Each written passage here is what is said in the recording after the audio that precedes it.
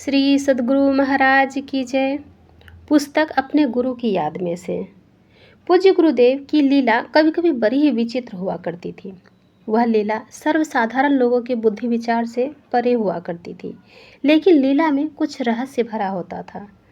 उस लीला में कभी कभी किसी दुष्कर्म के परिणामों को भोगने में थोड़ा सा दंड देकर उसको समाप्त कर देते थे। एक बार की बात है, जब गुरुदेव की 120 जयंती के अवसर पर मास ध्यानाभ्यास का आयोजन महासभा की ओर से महर्षि में ही आश्रम कोपाघाट भागलपुर में ही किया गया था, जिसमें से कि 100 से अधिक साधकों ने भाग लिए थे। उसके दर्शन के लिए भक्त दर्शनार्थी का तांता लगा रहता था। उसी दरमियान एक दिन पूज्य गुरुदेव प्रातःकालीन सत्संग के बाद अपनी विशेष मौज में आकर अपने आवास के आंगन में व्हील चेयर में बैठकर टहल रहे थे।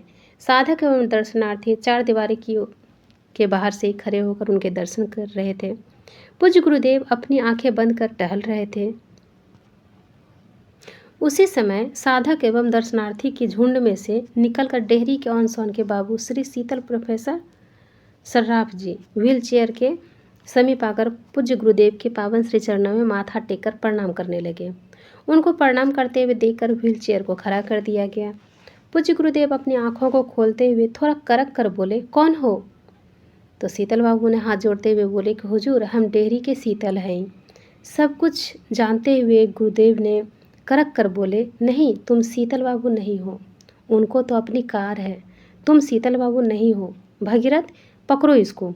आदेश मिलने पर मैंने उनके दोनों हाथों को पकड़ लिया। पूज्य गुरुदेव पूछते हैं, इसने क्या पहना है? तो मैंने कहा, हुजूर, धोती कुर्ता पहनना चाहिए। इतना सुनकर गुरुदेव बोले, इसका कुर्ता खोलो। कुर्ता खोल दिया गया। फिर गंजी खोलने का आदेश हुआ, गंजी भी खोल दी गई। उसके बाद आदेश हुआ कि इसको चित लेटाकर इसकी छाती पर 10 ईंट रख दो। मैंने उनको चित लेटाकर उसकी छाती पर 3 ईंट रखकर और ईंटों को खोजने लगा। ईंट खोज ही रहा था कि तुरंत आदेश हुआ कि इसको खड़ा कर दो। फिर मैंने उनकी छाती पर से तीनों ईंटों को हटाकर उन्हें खड़ा कर दिया। अब उसको खड़ा देखकर बोले, नीचे में क्या पहना है? तो मैंने कहा, हुजूर, धोती पहनना चाहिए।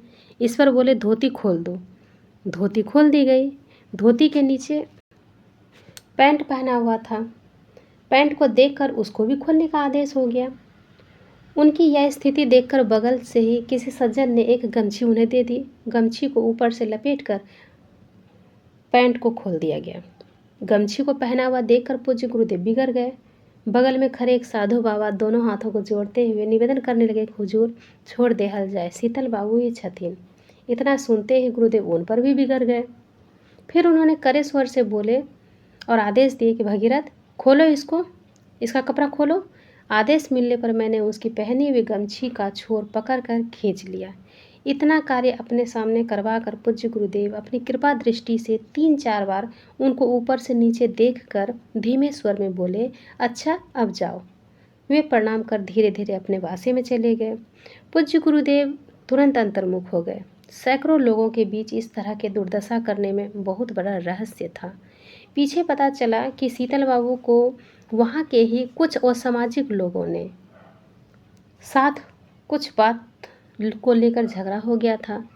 उन असामाजिक लोगों के सरदार ने स्वयं आकर श्री शीतल बाबू को धमकी दी थी कि ऐ शीतल, मैं तुमको दुकान की गद्दी पर ही गोली मार दूंगा। तुम यही समझ लो कि अब तुमको बचाने वाला कोई नहीं है। यह धमकी देकर वे चले गए थे।